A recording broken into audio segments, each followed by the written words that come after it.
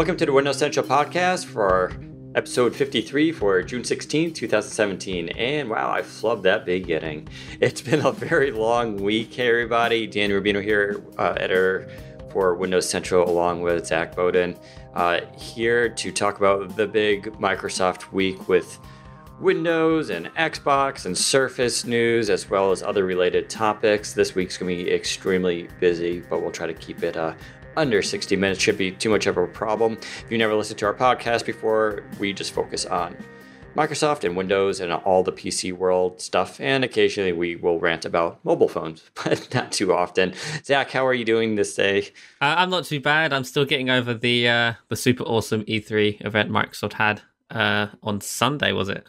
Yes, so the change up from this year, it's usually, I believe, early morning on Sunday or Monday. I forgot what day it is, but yeah, they changed up the time this year. I was actually grateful to go to an event at 2 p.m. Out there, but that was super late for the rest of the world, but that's okay. Lots of travel. I got back on Wednesday from LA, which was a nice long flight, but generally a lot of good news coming out. I guess we'll just go into the Xbox One X first. Okay. Then, since yeah, that's sure. a nice kind of segue. So Microsoft announced their new console, Project Scorpio. Wasn't a big secret. They kind of announced a lot of this last year at E3. Basically, that they're working on a 4K gaming console. They promised 60 frames per second. And that was all they told us last year. And then since then, info has been coming out. Some of it even leaked by our site, specifically Jez Corden. And they finally took their wrap off at E3 this year. And so the name is now Microsoft Xbox One X. And I would say generally people responded pretty well to this, to the name. What do you think of this name? I think it was a toss up between Xbox One X or Xbox One Pro, and I was happy with either one. Xbox One X, when it's positioned alongside the S, it's like, oh, it's a series rather than, oh, it's a whole different thing. It's Xbox One S, Xbox One X. And I feel like X, I know people see the letter S as a sort of, a refinement, a better version of the previous console or product. But X is like the ultimate. It's like, oh, that's better than S. Everybody knows X is better than S. I'm sure that's the thing, right? Well, X is definitely a cool letter. So Phil Spencer, Xbox head, got on stage and talked about the name a little bit too. You know, the power of X? You know, it goes back to their original Xbox announcement years ago.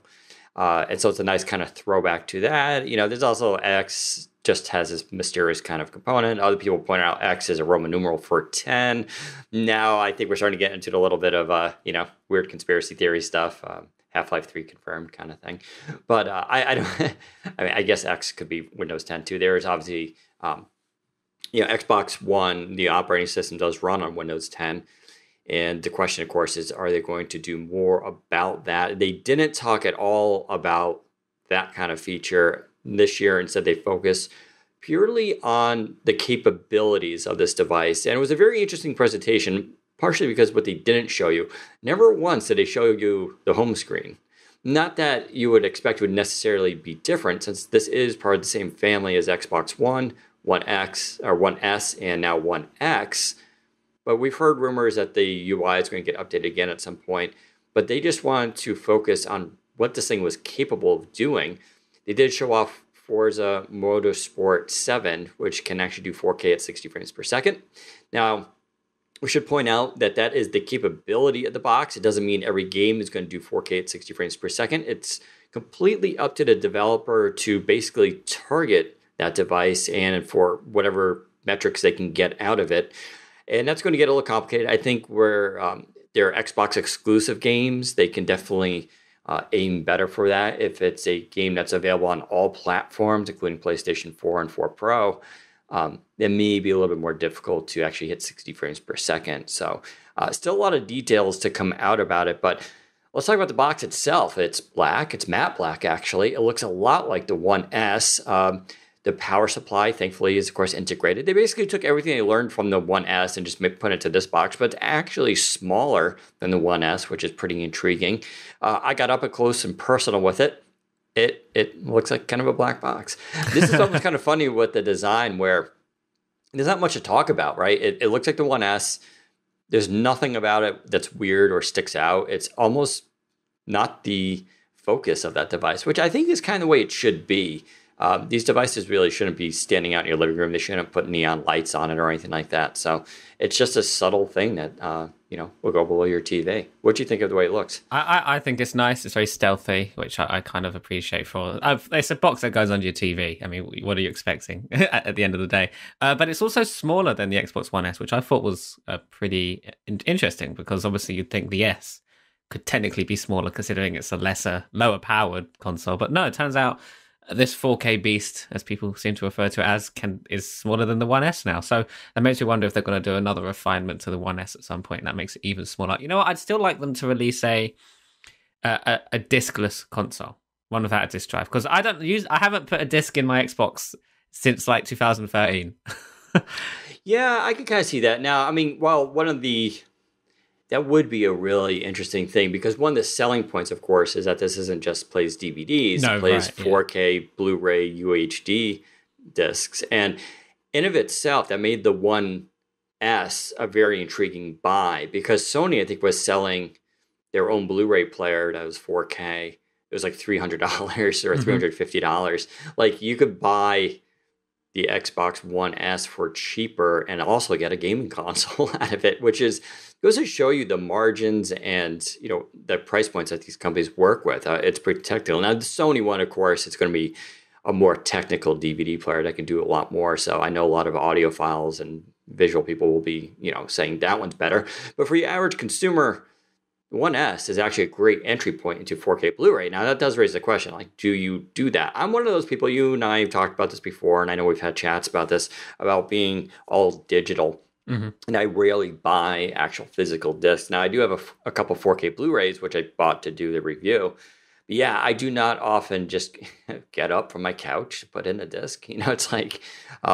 yeah, it's definitely kind of a weird thing. Funny story about the One S. I actually have, if you haven't seen, I've reviewed a while ago the Gears of War 4 limited edition version. This is how often I don't use discs. So what makes that console kind of funny, not only does it look like all bloody and has claw marks on it, but when you turn it on and off, it plays sound effects from the game. And it's kind of fun because it's like, oh, okay. I didn't realize it does another sound effect when the disc pops in and out.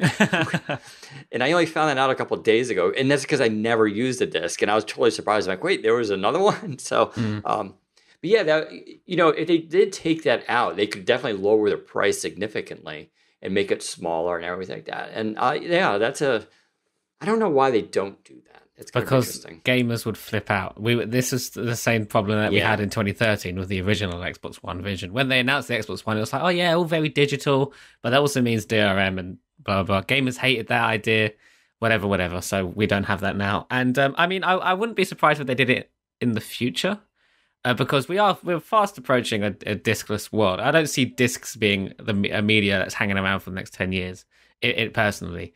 But... well, someone points out, wouldn't a discless version make it hard for backwards compatibility, since you need to put the older disc in? Is that true? No. I was going to say, I play backwards. You can own Xbox 360 backwards compatible games digitally, and they just work like any other discless-based game. I was going to say, they show up in my library all the time, and I just start playing them. I don't have the discs. So. Right.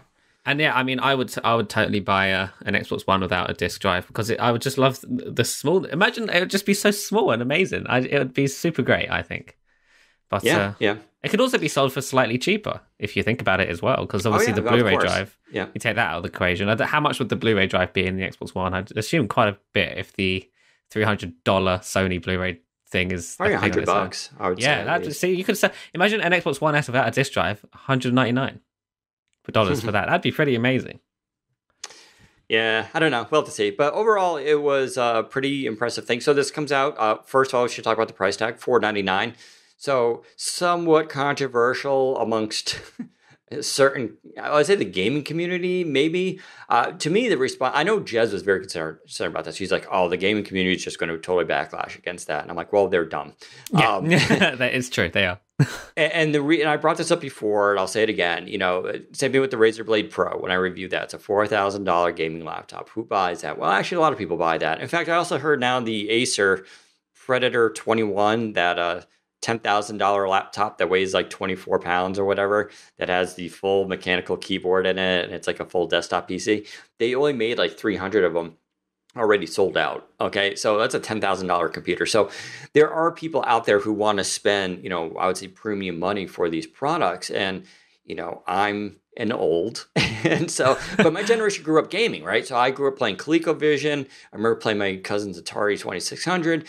Now we're all older. We grew up. And guess what? We didn't stop playing video games. We're the first generation that's actually now approaching our 40s and are still like, yeah, we game all the time. And why should I be held to the wallets of what a 25-year-old kid could afford? I don't get that concept. And so people are saying, oh, you can't go over $399. Meanwhile, everything else in the world has gone to this model of like different scales, different feature sets, different price points. Whether it's a bathroom scale, your PC, your smartphone, your TVs, everything is on this thing. Shoot, I mean, I'm going through to buy washer and dryers right now, which is insane. Like, so I don't get why gaming consoles have to be like this. Like, no, they can only be at $399 max. That's it. There's no way the world can handle more than that. And I totally get the idea too. And this is important to point out. The One X was the next generation Xbox, and it was displacing those other ones, and it was totally not compatible. Then I get that. Now you just raised the bottom price. Instead, Microsoft said, "Oh, we're going to lower the price of the One S to $249." And make this one $499. So it's like, okay, so you can still just do that instead. But people my age actually don't bat an eye at buying a $499 gaming console. I'm sorry. It's just, we spend, I don't know if you read comments when we talk about Dolby Atmos. People are like talking about their home theater systems. They're putting speakers in their ceilings, and they just have these insane things that must cost like $20,000 to set up a home theater. You think they care about spending $500 for an Xbox?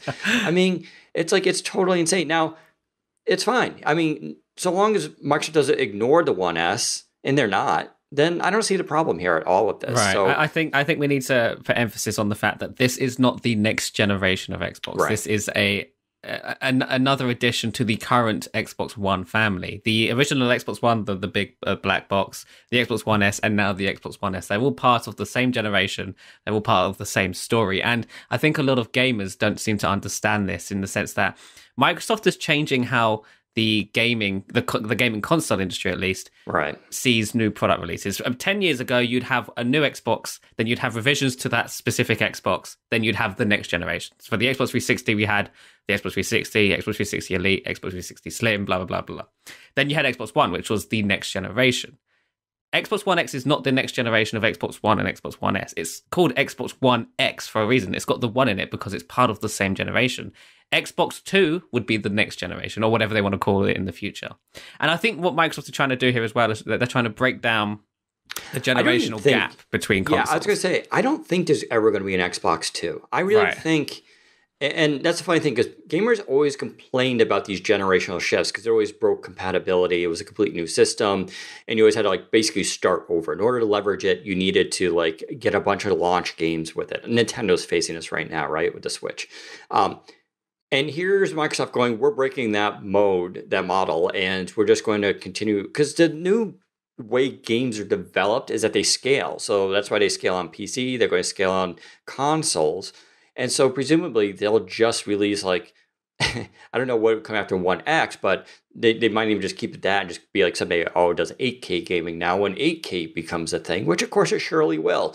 And so they're just going to keep iterating on that, and the tools used to make these games. And that's what's cool about this. It's, if you're a developer, you can make a game, you target 1X, but then you can have the scaling stuff go down to 1S, and you can still play at 1080, still have your games there. And so it just scales across, no different than how PC gamers do games right now. Like, you can play PC games on a little tiny PC and it's okay, or you can go crazy with a 1080 SLI setup and 4K displays everywhere. The same game just goes, okay, I'm just going to adjust to that. That's what Phil meant last year when he said, we're looking more at making this sort of like a PC. And that was always a lot of debate. Like, what does he mean by that? That's what he means by that. It's like, no longer are they going to have to break compatibility. In fact, the other announcement was that they're bringing Xbox compatibility back all the way to the original Xbox now, which is totally insane, but it's also so good. And I wrote about this, how I thought it's not just about giving gamers more stuff, which is always nice, but it was really about preserving these games, which is something you don't really think about. But once these discs get lost and people don't use these systems anymore, it's like these games kind of just disappear. And that's kind of sad. A lot of companies worked hard on them. A lot of people played them and had good memories with them. Like, why should they just be going to obscurity? And 20 years from now, we're like, oh yeah, remember that game? And someone finds the one disc left, and then you have like someone, porting it over into like some hacked ROM on the internet. Why not preserve them and have them just available digitally? Like, that's a smart thing, I think. And I was really kind of glad to hear that they're doing that. And I think, the crowd was excited too. I mean, this kind of harks back to the name Xbox One. The original reason why they called it the One was because it could do everything. It could do games, TV, entertainment, apps. It could do all of that. And of course, gamers lashed out at the whole TV, apps, entertainment part, but some of them were okay with the games bit, I guess. But now that the name One extends to, this is the one platform for all of your games. Think about it. It's no longer just Xbox One games. It's Xbox past generation games as well. And I think that's really impressive. I think that's how they should be marketing the One platform now. And notice how they do say family. I noticed this as well, the Surface family, when they announced the Surface Pro and stuff. At the end of that conference, they went, this is the new Surface family. And at E3, they did the same thing with the Xbox. This is the Xbox One family. Microsoft appear to be now having a family of devices, one for gamers, one for, I guess, creators or whoever you want to call them. I don't know. And I really do think the family of devices that Microsoft has is kind of like a dream come true if you're somebody who likes Microsoft products, I guess, and whatnot. Also, I lost my train of thought. I was going to say, for a software company, they sure are making a lot of compelling hardware. Absolutely. We'll talk about release date coming out in November 7th. I believe you can pre-order. Yeah, November 7th. I believe you can pre-order not now. Yet. No, not yet. Oh, not yet? Okay. They're only mentioned 1 terabyte version so far, which kind of makes sense since presumably games will be larger. I guarantee they'll probably offer 2 terabyte. There's still a lot of questions. One question we had that was not answered is, will these 4K games cost more? Which is kind of interesting because you would think maybe not, but then again, maybe yes. And they did mention how current games like Gears of War 4, Forza Horizon 3, Minecraft, which I thought was pretty funny, will be getting a free 4K upgrade. So that was what sparked that conversation between Jez and I. We're like, wait, are they saying it's going to be a free upgrade just so that people feel better? Or is it because there won't be upgrades that are free at some point for some games? And the consensus seemed to be that this stuff all needs to be negotiated with each company. So I think each company is going to have a little bit of, I don't know. Some companies may try to charge you for that 4K upgrade. I'd be incredibly surprised if that's the case. Because if you think about PC gaming, gamers, developers don't charge for 4K. The game just runs at 4K if you're running it on a 4K monitor. I mean, I would assume it's the same thing. You can't charge for resolution. I'm sorry, that's not a thing. You can obviously, people who make the monitor or the TV you're playing on can charge for that, but software side, you can't charge for it to run higher in a higher resolution. I don't think that's going to be a thing. If it is, I'll be incredibly surprised, and I think it might kill the whole idea of 4K gaming, because then it's just going to be forever more expensive platform. Yeah, but your point about resolution is interesting because 4K Blu-rays do cost more. But isn't that because you're buying disc base? What is like the disc made from gold? I would assume the disc is probably more expensive to manufacture than, say, a standard Blu-ray or a DVD.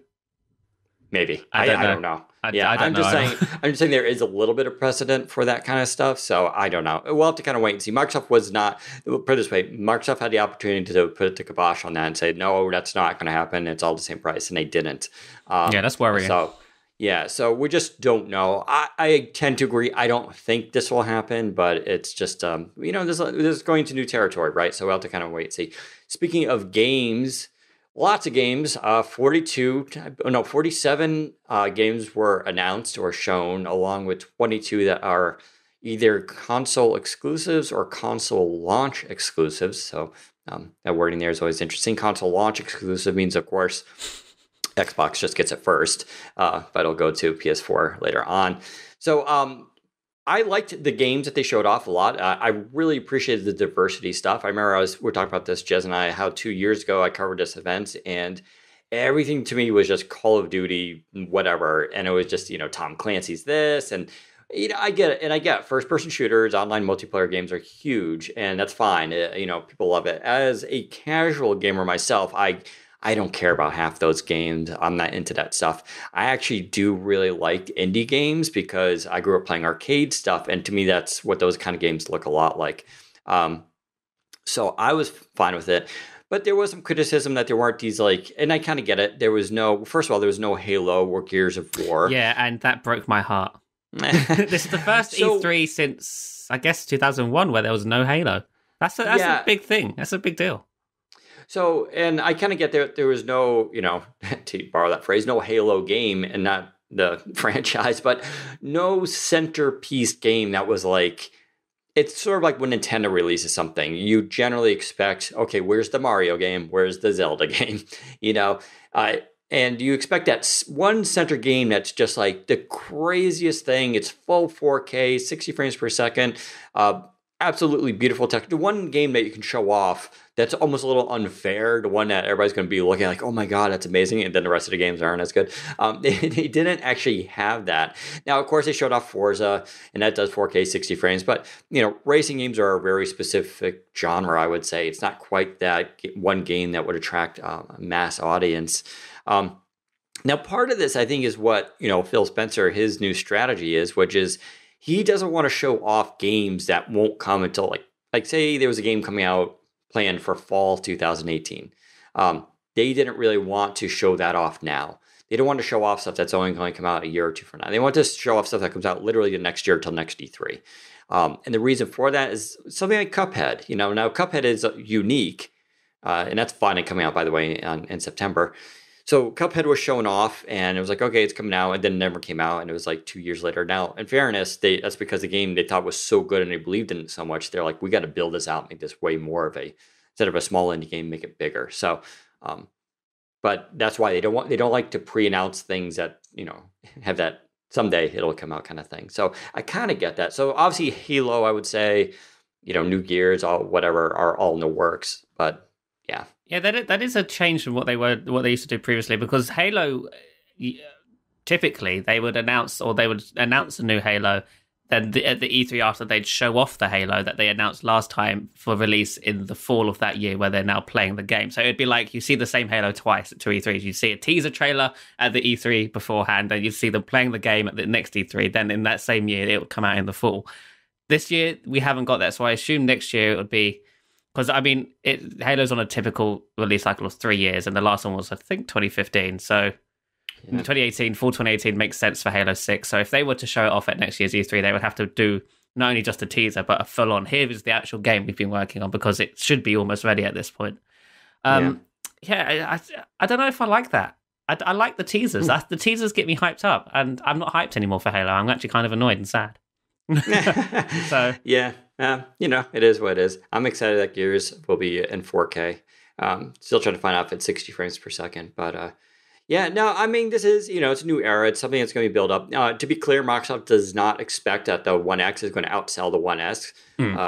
Quite far from it. This is literally just another option that they're offering people to buy. But they think the One S is the real entry point where people are going to be buying in, and they'll sell the most. And I think that's a totally fine and realistic expectation. But I don't know. It's going to be, I think, a lot of fun. It's a powerful machine. It really does kind of blow away the Pro, the Sony PlayStation. But there's also this other controversy about parity with games. And so whether or not, so the question is this: the Xbox One X is definitely more powerful than the PlayStation. So when a game developer targets both, in theory, the One X version should look better or do more stuff. But the question is, it's how much of that will be actually noticeable to the end user? Is it an actual difference that it's going to be, oh yeah, this is clearly better? Or is this going to be one of those, if you put them side by side, he did some metrics, technically, the One X is better. There's also this other issue, is are game developers going to actually leverage all the power of the One X? Do that a little extra work to make it better? Or are they just going to try to keep them equal looking on Sony as well, so they don't necessarily rock the boat? Game companies seem to be very, I don't know. They do exclusives, but they also like to try to play. They don't like to play favorites necessarily with the different platforms for I think obvious reasons. So Yeah, I don't know. I think a few people were talking about how the new Assassin's Creed, I think Assassin's Creed Origins is called, it's apparently the same as the PS4 Pro version on the Xbox One X, which would be surprising considering the One X can do a lot more than the Pro. And that's not just bashing the Pro; it's legitimately true. It can do a bit. It can do more than the PS4 Pro can. And I mean, I did play that game. Is it good? Because I haven't played Assassin's Creed since Ezio died. Spoilers. It's okay. Mark Wynn will say I was terrible at it, although he lies. The game is, I don't know. I thought it was a little bit. It's not. It felt very Tomb Raider-ish, where you run around a lot and you have like a lot of side missions. Yeah, so it's not like immediate action. It's very much you run around, you interact with people, you accept missions, and you do things. I thought it was okay. I wasn't like, oh, I must have. I did. And it was funny too, because then like we saw Crackdown 3 and Jez was like, oh yeah, it's a continuation, blah, blah. He was unexcited. I looked at it. I'm just like, pretty. and I played it and I loved Crackdown 3. I thought it was hilarious. Like Crackdown 3 for me is like because it's like an arcade kind of game where you just jump in and just start blowing up things. It's hilarious. I loved Crackdown 1. It was one of my favorite games on the 360. I never played any of them. So I'm not really even familiar. And that's why I'm the quintessential middle guy gamer. Like I don't follow this stuff. So Jez and I differ very much on like, he gets into the deep stuff and I get it. He caters to that hardcore gaming audience. I'm like Joe Schmo, who's just like, I just want to play the pretty game that blows up things with Terry Crews in it. But yeah, no, that game was kind of fun. So I don't know. We'll have to kind of see, I guess. Yeah, so there wasn't really, like you said, there wasn't really any sort of star game for Xbox One typically this year. Sea of Thieves, yeah. I mean, Sea of Thieves was shown, but a lot of questions about how that game actually plays in terms of some mechanics. It is interesting how on I guess, because I mean with most console launches there is like a launch title that people buy the console for, and there's no Halo or Gears this year. You don't really buy a console for Forza. I don't think. Maybe some people do, but that's a far smaller market than the general gamer who likes to shoot things. State of Decay 2, yeah, that looks good. Yeah, I'm not into zombie games. I hate the whole zombie genre thing. I still think zombie games, I told you my theory about this, it's really for psychopaths. So, like, what's cool about zombies, people like it, it's like, well, they're not human, so it's okay to kill them and dismember them and do horrible things to them because they're zombies. Where really, I feel like we're just giving ourselves a pass to just mass murder humans. I mean, it doesn't stop people who play GTA. So yeah, it's true. But I mean, Grand Theft Auto, it's still not on that scale. Like with zombie games, it's like thousands, and you're like, oh, chainsaws, axes, yeah, it's all fine. And, just like really chop up people.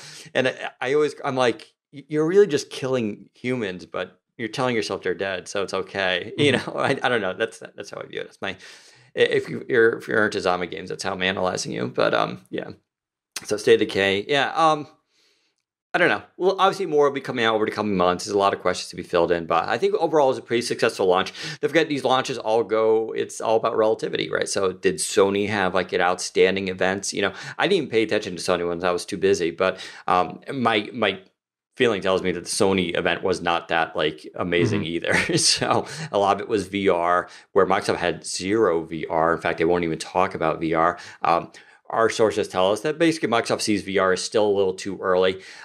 Spencer, has talked about this before too. I think they may get in on it, but one of the flaws with VR, besides the fact it's too isolating, which is sort of what goes against a lot of the gaming stuff. You put this thing on in your living room, you just shut it all out. But it's also all the wires and everything like that. I think Microsoft would like to get to the point where it's a headset you put on, but it's wireless and it's also mixed reality. In other words, and Alex Kipman has talked about this before, that basically someday they want a lens where it's like HoloLens, so you can see the room around you, but then it can go completely dark for like actual virtual reality.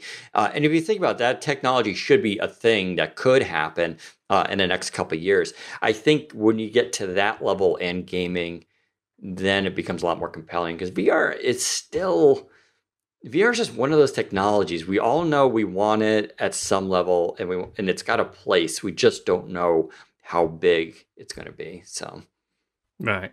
I mean, there was no HoloLens this year. I think last year they did a HoloLens gaming demo, at E3, but this year there was no HoloLens either. So it Yeah. seems to be the result of a wider PR choice to not talk about VR or AR or anything at all this year, which is kind of surprising considering at every other event Microsoft has held in the last year, mixed reality has been a whole thing for them, and now it's not. So, Oh yeah, someone brought up the Darwin project. That game looks a lot of fun too. And actually, it's one of the games that has, and as we're streaming on this right now, Mixer. Mixer is like built into that game, and so where you're streaming it, people can interact with you, and the game announcer will actually talk about Mixer and stuff like that. That's something you're going to start to see more of, are games directly integrating with Mixer. Speaking of, I went to a Microsoft store yesterday in Natick. Hello, Natick people, if you're listening. And they actually had signs out for Mixer and stuff like that, like right in the front of the store. So they're actually... we're seeing the big push now for that as a gaming platform. Didn't Conan O'Brien say he was signing up for it? Something like that? No idea. I mean, so. They pushed it quite a lot at the E3 keynote itself. They were like, oh yeah, everyone tuning in on Mixer, hi, thanks for tuning in and stuff like that. So yeah, I mean, Microsoft do appear to be pushing Mixer just as much as anything else, which is, they're pushing it more than Windows Phone. We know that much. Let's not go there. All right, so that's, I think, enough for Xbox. Very exciting stuff. We'll obviously be getting a review unit in at some point, not till probably October, so we got a few months before that happens. But we'll be doing a lot there. And, if it's too expensive for you, just get the 1S. You still get the 4K streaming for Netflix and Hulu, which is actually why I have and use it most of the time. But it should be exciting. Hopefully we'll get more info on games and stuff there. But that story is developing. Let's turn to the other big news this week, of course, was Surface. So I am exhausted. I have... the amount of riding I've done this week is usually what I do in about 3 weeks. So, and I had to do all that while flying back and forth to LA. And I'm moving this weekend. So my life is just a complete play. I'm surprised I have this much hair left. But Microsoft launched the Surface Pro for 2017. That's what we're calling it. And of course, the Surface laptop. Now, we knew these devices were coming, but my review came out for both. And other sites' reviews came out for both. You have a Surface laptop now. I have, no joke here, 2 Surface laptops and 2 Surface Pros because they're different processors. Because I love you guys, and I know a lot of people are going Core i5 or Core i7, so I'm going to do those tests for you and tell you all about the thermal throttling and heat and what's good and what's bad. Spoiler, so far they're all so good. And if you really want a Surface... I think a Core i5 is totally fine for the majority of people. I always tell people, if you need a Core i7, you need a Core i7 because you're like a professional photographer, a video guy, or or you have money, you just want the best. But I think most people will be totally fine with the Core i5. The performance is very good. I'm going to talk about my review just real quickly. Surface laptop, I really like it a lot. I think it's a fantastic device.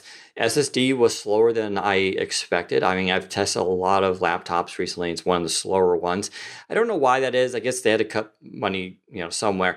Now, I should put that in perspective. Benchmarks is one thing. Real world usage is another. While you're using this thing, you can't tell. It just feels fast. SSD is, no matter what it is still faster than SATA drives or the hard disk drives. So, performance is still good. Display is really nice. The whole experience, and this is what makes Surface Laptop, I think, stand out. It's just the whole experience of just opening that lid. And what's cool about it, and I explained this in the video, is when you start opening that lid, it's about 10 degrees, the display turns on and the camera fires up. And as you start opening, that camera is already looking for you for Windows Hello, and it starts scanning you when it's not even fully open. So that by the time you actually get to that full, 60 degrees or 90 degrees open, it's already recognized you and unlocked, and it's in there. It's so fast. And so it's all these little experiences, the way the Alcantara fabric feels, of course. I don't know. It's expensive, I know, but the $1299 one is not that expensive. I realize you can get a better laptop with more specs for that price, but it's not crazy expensive. But it's that whole core experience that's just really, really nice. I liked the burgundy version way more than I thought I would, by the way. Although I did get it for the Core i7 when I do have the platinum which is just classic. I know you have the platinum one, right, too? Zach? Yeah, I mean, we had no choice in the UK, but I prefer the platinum. But you will soon. They did announce. They did announce that the colors will be coming to the same markets where the Surface Laptop is available, I think, which is nice, I guess, but it's a bit late now. Oh, you know what's also crazy, too? I was talking to people in the store because I've heard this rumor before that the Core i7 version in the US will be coming in all the different colors at some point in the next few weeks. And it's weird because you can't go online and order it, but I've heard this before from other people. I asked the store employees and they checked and they're like, yeah, you'll be able to do the Core i7 all different colors.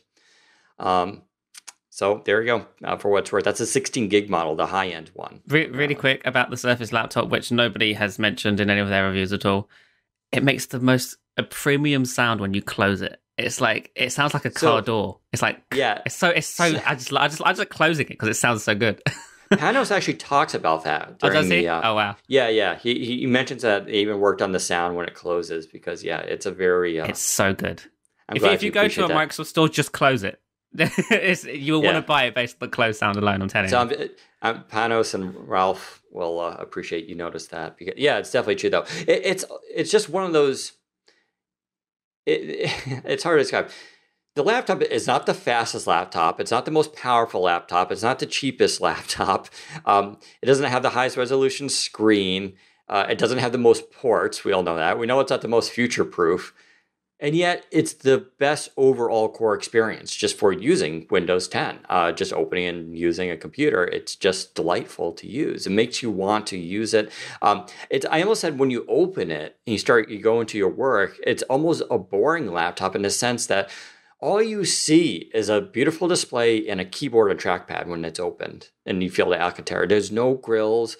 There's nothing shiny. There's no logos. There's nothing distracting from the eye. It's like, it almost to appreciate it, you have to close it and hold it and like look at it from a different angle. But that's what they kind of want, right? That you just open this thing and you're just immersed in your work. You don't have all this other stuff around it. I mean, we all who likes that Intel sticker on the laptop, right? That thing is always kind of hideous. And of course, the Surfaces don't ever have those, but there's a reason why they're not there. It's because they just look dumb. So I'm just going to close the laptop in the mic so people understand what I'm talking about. Ready? Okay. It sounds so good. It's so amazing. It's like a luxury car door. That's what I like to describe it as. Wait, do it again. Oh, okay. Hang on. Let me open it. Also, you can open it with one hand, just like the MacBook Air, which is also really nice. Do you hear it? Actually, I don't know why I asked you. I have the burgundy one right in front of me right here. Let me see. We're both. This is going to be the whole podcast, just us opening and closing. Okay, ready? Yeah. Okay. Yeah. It's just a beautiful device. I mean, it's just beautiful engineering. So people are buying it for quality. That's what the whole goal was. They just wanted to make something that's really premium, really quality. It's I tell people it's audacious. It's their MacBook Air it's just like Macs are overpriced and, super premium and people get all gaga over them. This is their version of that. Let them have it. I don't know. I think it's one of those things that it's always been missing from the Windows world where people just didn't have that sort of gem that they could point to and be like, yeah, but this is the thing right here. It's not meant to be super affordable. It's just meant to show off their skills. And I think they did a really nice job. Zachary, still there? I'm still here. Hi. But yeah, I don't know. And the toughest decision I have is color. Like I said, the burgundy turned out to be a lot nicer than I thought. I was actually, when I got it, I was like, burgundy. And I started using it. I'm like, ooh, this is actually really kind of nice. In fact, I went to go buy the cobalt blue one, and they didn't have it in stock. There's kind of a shortage of those right now. But I don't like the cobalt blues as much as I thought I would. And I was actually kind of like, I don't know. I actually like the platinum too. I think the platinum is just sort of classic. So, yeah, no, I definitely prefer the platinum over the other colors. I'm very boring in that sense. It just looks nice. It's just very sort of simple, and it matches all of the Microsoft Surface accessories. So, right. I mean, why not get the silver one? And they're all kind of neutral. So if you get the new mouse and a new pan, they should all match no matter what color you pick up, which is kind of neat. So, Surface laptop. What were you going to say? Real quick, a lot of people, a lot of reviewers, including you, mentioned it has a really interesting new laptop smell. Yeah, so actually, now that I've got a second one, I would say it seems to be something with my review unit, which is pre-production. Um, that one is stronger than the one I actually bought. Yeah, because But yeah, so anytime you buy a service product, you open it and there is literally that new laptop smell, which is actually kind of awesome. But with the Alcantara fabric, it seemed to linger longer. In fact, for days, like not even, I know Brad Sam said 48 hours, but I would say days, I was still smelling it. After a while, I actually kind of liked it. It's kind of like when you're at a gas station, and you just get a little gas on your finger, and it's like, so it's just a little, it's good, you know. No one likes pure gas smell. Everybody who pumps their own gas knows what I'm talking about. It's sort of like that, but it's something with the new type covers for the new Surface Pro are like that too. Same thing, but it'll go away. I have no fear so far with the Alcantara. It really is an interesting fabric that they use for this. It gives this very warm and inviting experience, and it does feel really nice. It's unlike any other laptop. A lot of reviewers say, I would have been fine if this was just metal.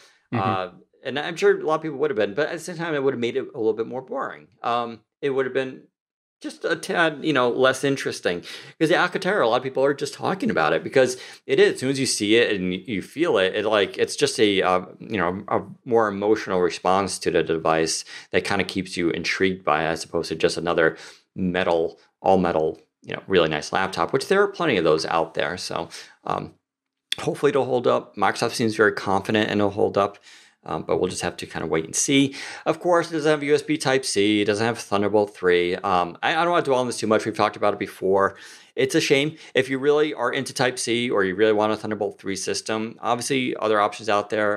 Microsoft is just sticking to their guns on this. It doesn't bother me personally. I have an eGPU and all that kind of stuff, and I use Type-C charging. I like the Surface Connect charger. I think it's really nice. Just the way I use laptops, it doesn't bother me at all. But I totally respect and understand if people are just like, no, I'm not investing, $1,200 in a device that, I know a lot of people conceptually have this thing in their head where like 3 years from now, everything's going to be Type-C.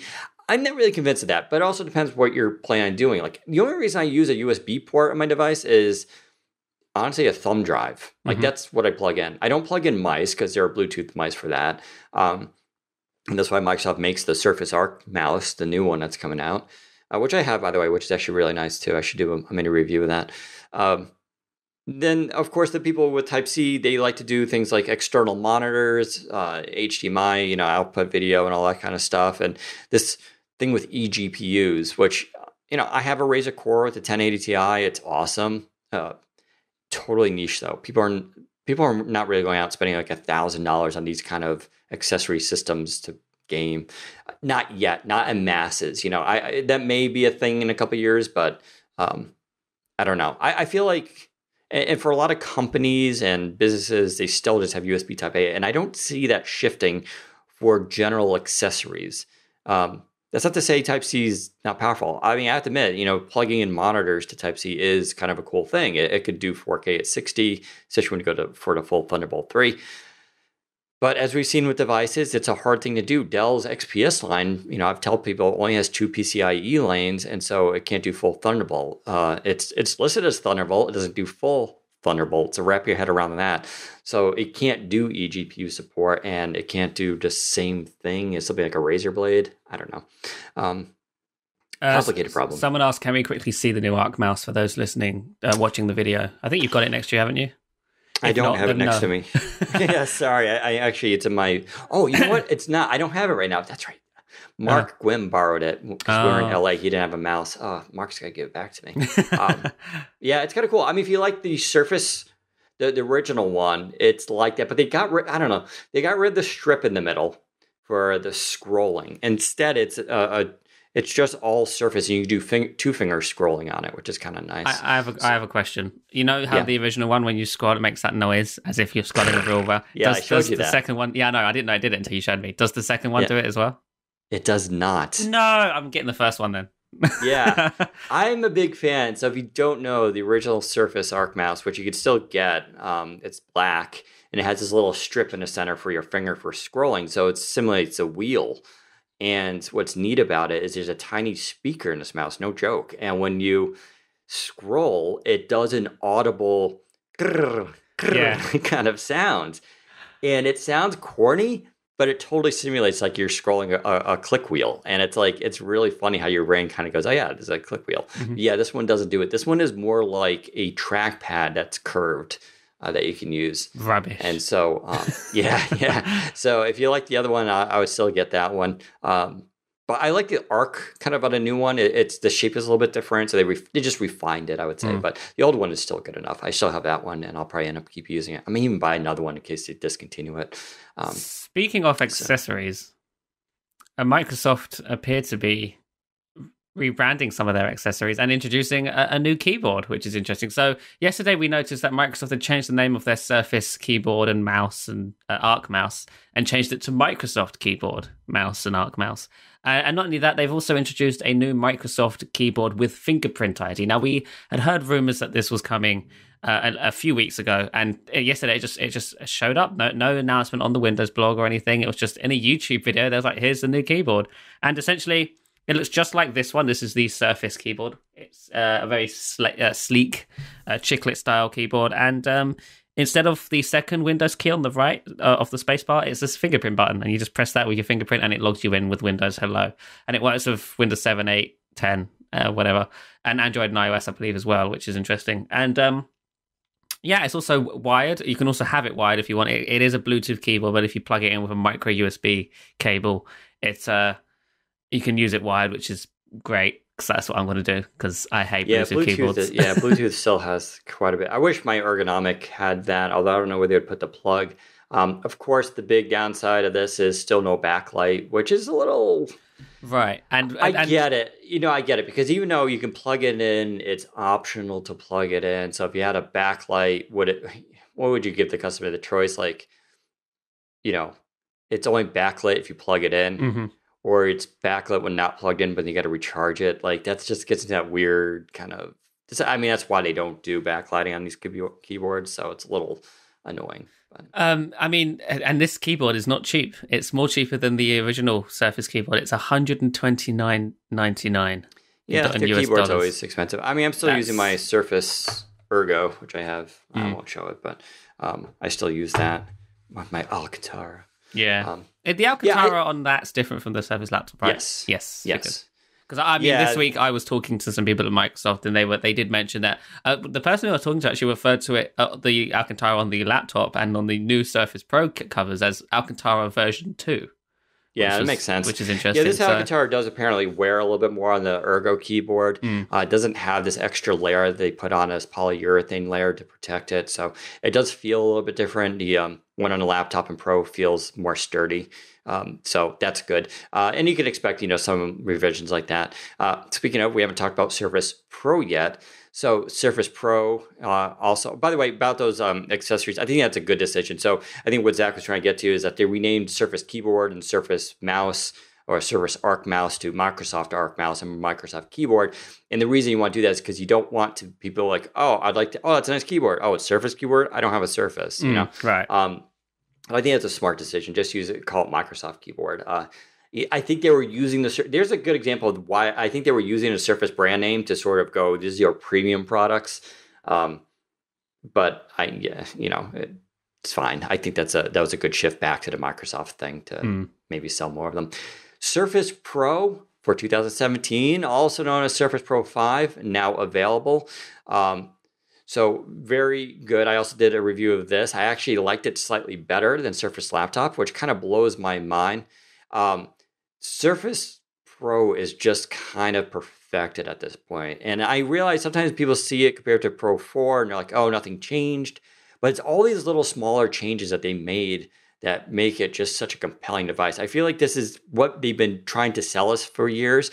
And I don't want to be harsh. I mean, the Surface Pro 4, it's all relative, right? When the Surface Pro 4 was out, it was like, okay, that's the best they can do at that time. And it was cool, but it had some flaws. It wasn't perfect, but it was that vision for there. But now I just they were always a little bit of compromise, which is why I use the Surface Pro 4 on occasion, not all the time though, because laptops were either more powerful, they got better battery life, or there was just something about it. With the new processor and the new changes they made though, this thing is with the Core i7, I was pushing a little over 8 hours of battery life, which to me is really good. Now I know some people maybe want 10 or something like that. But But man, 8 hours, that's right into that whole like, oh, I can leave for today without taking the charger with me kind of thing. And I used it on the flight to watch a movie for 2 hours. I played pinball and all that, and I still got off the plane with like 73%. I did the live blog at E3. That was a little over an hour and a half. That was about 95 minutes, I believe. But then we were also there for an hour before. So almost 2.5 hours. When that finished, I was 71% battery, and I was struggling on Wi-Fi because it was so busy there and everything. Now I did keep screen brightness pretty low, but still, I could not say I could have done that a few years ago with the Surface, or I would have been nervous to do that because you had a live blog. You want to make sure to run that battery life is never a good thing. But I love the design of it, the way it feels, the fan, and this is the other thing. And I heard Dieter Bohn talk about this at The Verge too, saying that like I don't believe tablets should have fans, and like conceptually that totally makes sense, right? And even the Core i7's fan, you don't hear it; it's barely ever on. And I only heard it when I was doing like a Windows update or maybe like a big game install where I'm actually running a game for 20 minutes, and it does come on, but you have to kind of put your ear up to it to actually hear it. And it's like this like real whisper kind of sound. It doesn't do it the hissing noise. And now the Core i5 version, which is a true, we talked about this before, it's a true Core i5 Type U processor, not a Core M or Core Type Y, it's also fanless. So there's no noise from that whatsoever. I have that here. I'm testing it right now. In fact, I was just doing some stress tests on it to see if the CPU throttles, and stay tuned next week for that. But, yeah, I mean that it's a fanless device that has instant on capabilities. The SSD is fast. The cameras are good. And here's the surprise. I'm a classic laptop guy. So when Microsoft announced Surface Laptop, I was like, wow, okay, I'm that audience that they're making this for. I think I like the Surface Pro better though. I know, and that's shocking because I'm not a Surface Pro kind of guy, but the display is so good on it now, especially with the enhanced mode, which is a different color profile that they're shipping this year. It's very much like HDR. It's very contrasty, and it's just like, it's so marvelous. And what's funny is I didn't like Surface Pro because it was 12.3 inch versus 13.5 inch of the Surface Laptop. But at 12.3, in the way that is designed, it sits closer to you, that display. And I noticed that because that 12.3 is closer to you, it obviously looks bigger versus that 13.5, which sits further away, which looks smaller. So to me, it's almost like a wash. And so I didn't really notice that much of a difference. I don't know. I mean, I haven't owned a Surface Pro since the Surface Pro 4, and I only had that for a little while. Then I traded it in for the Book. I loved the Book more than the Pro. I mean, I think when you say you're not a Pro guy, I'm also not a Pro guy. I like the idea. I just dislike the form factor. I dislike, the keyboard and the kickstand thing. It's just a fuss. And yeah, and I prefer obviously just a laptop and whatnot.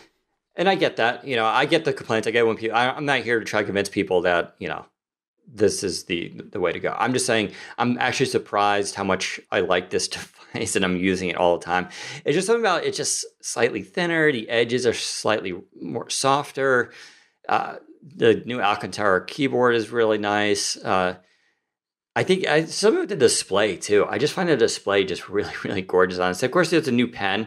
I'm not even a hardcore pen user, as I've talked about before, but the new pen is just so good because of latency. I feel like I'm really inking on the screen now, like it just comes out. It's just if you get a chance to go try it, I highly recommend it because it's just one of those visual illusion things. You feel like you were using a real pen.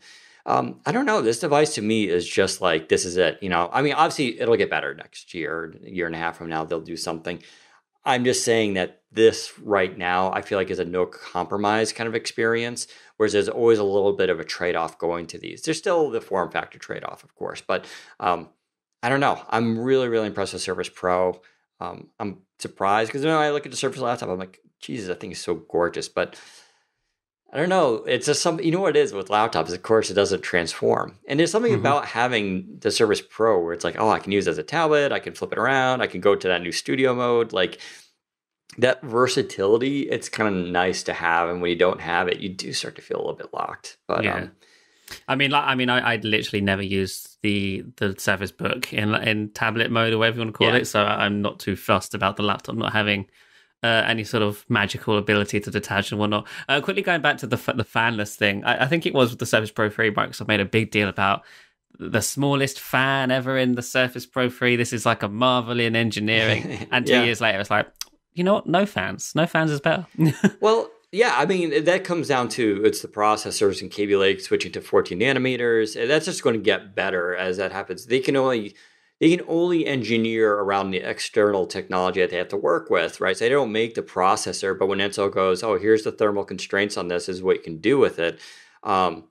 They can work with that. And so what makes especially the new Core i7, it's a powerful processor. It's one of the fastest Core i7 devices I have, even compared to just like regular laptops. Now the quad cores beat it in the multi-core test. Obviously, that's the point of a quad core. But in single core tests, this thing rivals an XPS 15.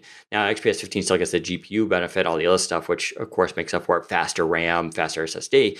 But it's a very good processor, and it doesn't throttle for regular usage. I would say if you're going to be gaming for 20 minutes, yeah, you get temperature throttling. Every laptop does that. Almost every laptop. Gaming laptops that weigh 6 pounds don't do that, but that's why they weigh 6 pounds. I already seen some tests that some people have done with the Core i7 new Surface versus the Pro 4. It looks like it's about 25% faster. It has a larger thermal envelope, meaning it's not going to throttle nearly as quickly. Like it'll go about 5-10 minutes before it starts to try to get that temperature back under control. This is sort of like, this is really cool. Now that's on Intel. That's because of the Kaby Lake. People who say that Kaby Lake, they like shrug, it's not big of a deal. It's actually, I found it to be a bigger deal, almost Skylake.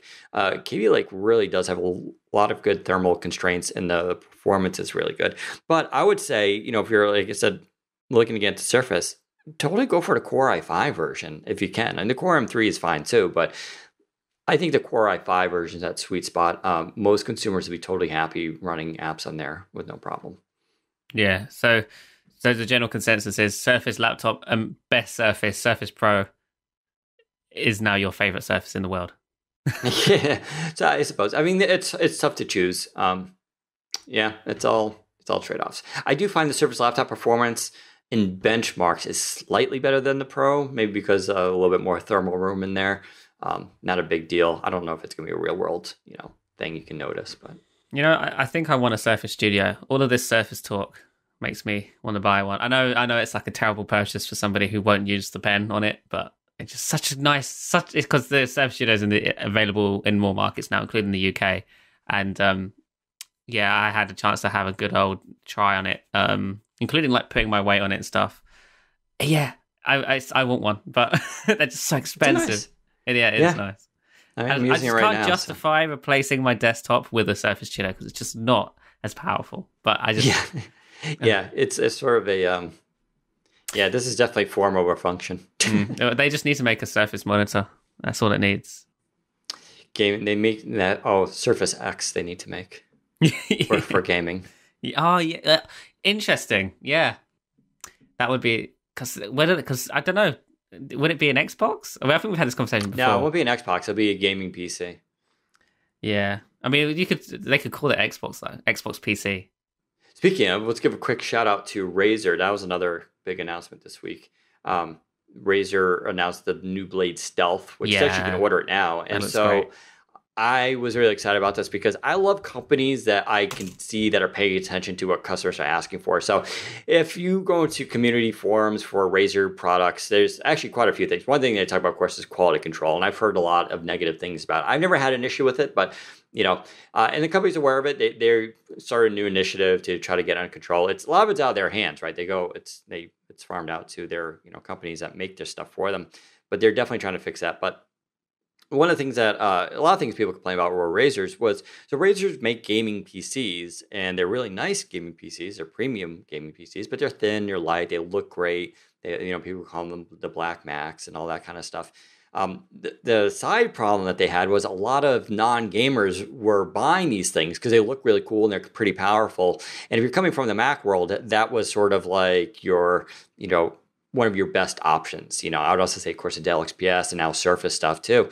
But the problem was they were still gamer PCs. So they were black. They had, rainbow colored keyboards, and they had like literally glowing snakes on it. And so if you walk into like a business room, a business meeting, you open this thing and have glowing snakes on it, it may draw a little attention to, not look as professional. And a lot of people just don't like to advertise that, yeah, I game. So what they did was they made the stealth. They offer now a gunmetal gray version, which looks really nice. It's like a combo between silver and black. The logo doesn't glow anymore. It's just like this two-tone. It's kind of built into it. It's kind of like it's kind of black gray, so it blends nicely. Even the USB ports are no longer green; they're black. So everything blends in. The keyboard still has backlighting, but now it's just white, regular backlighting. No rainbow keyboard chroma stuff. And the other big thing that people used to complain about on Razrs, of course, is the bezels. They always just use big bezels. Now, part of that has to do with engineering. Like, you have to have the top of the display match the base. And I imagine when they make Razer laptops, they think about, okay, how can we put the biggest battery in this thing with the best processor and the best like GPU, like for like Razer Blade, and still have it a good size with a full size keyboard. And when you make that base a certain size, well, you have to have the display now match that. And so you have to control all this stuff. So all this will mash up. So a lot of people were like, why don't you just, for Razer Blade Stealth, it had a 12.5-inch display at 4K. Like, why don't you just make that bigger, the display, but keep everything else? And so that's what they did. They just said, okay.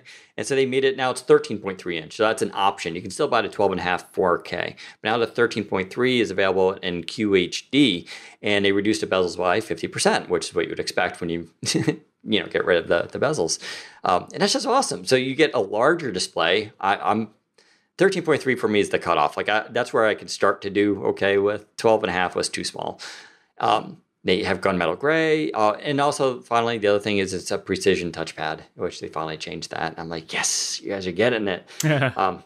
So just a really cool device. I just everything about that was like, that was customer feedback, right? That's just a company pivoting, going, okay, we're going to address these concerns. And I love that. It shows that they're just paying attention.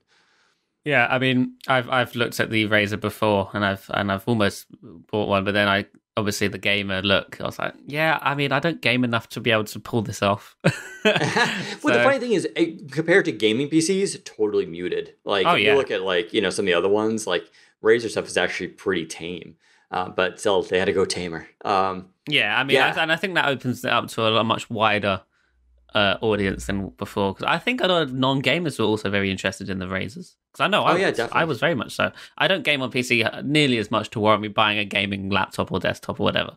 But the Razers, the Razer Stealth, they're like the Ultra. I call it the Razer Ultrabook because basically that's what it is. Yeah. It's a really nice bit of hardware, and I would totally use that as just a normal laptop for watching YouTube or writing or whatever it is I normally do on a normal laptop. Now, to be fair, the Stealth is their exception in the line. It doesn't actually have a quad-core processor. It's only a dual-core, and it doesn't have a dedicated or discrete GPU. It uses HD 620. And so a lot of people, that's even like gaming specs, right? But it does weigh 2.9 pounds. It's very thin, and it's all metal. And the idea here, of course, it has a USB Type-C full Thunderbolt 3 port. And the idea here is it's for the guy, the girl who like to game at home, and you get the Razer Cortex, which when you buy it with a Razer Blade or Blade Stealth, you get $100 off.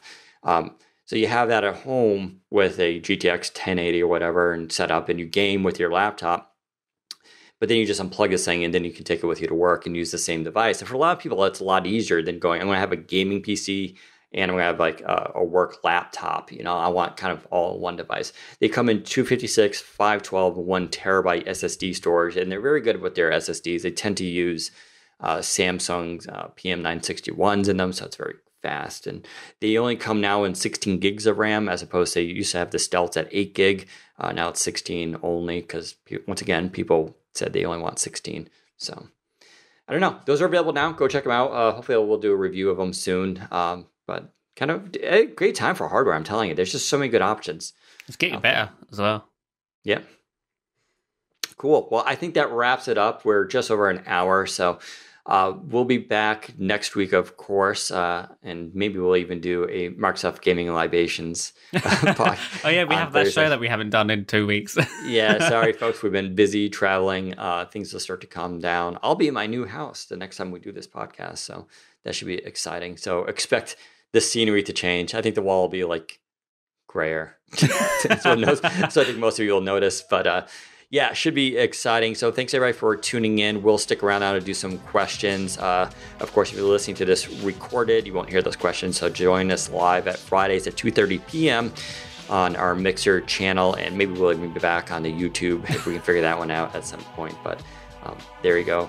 Thanks for listening. Follow me at Daniel_Rubino on Twitter. Follow Zach at Zach Bowden on Twitter as well. And ping us your questions if you have them. Talk to you later, people.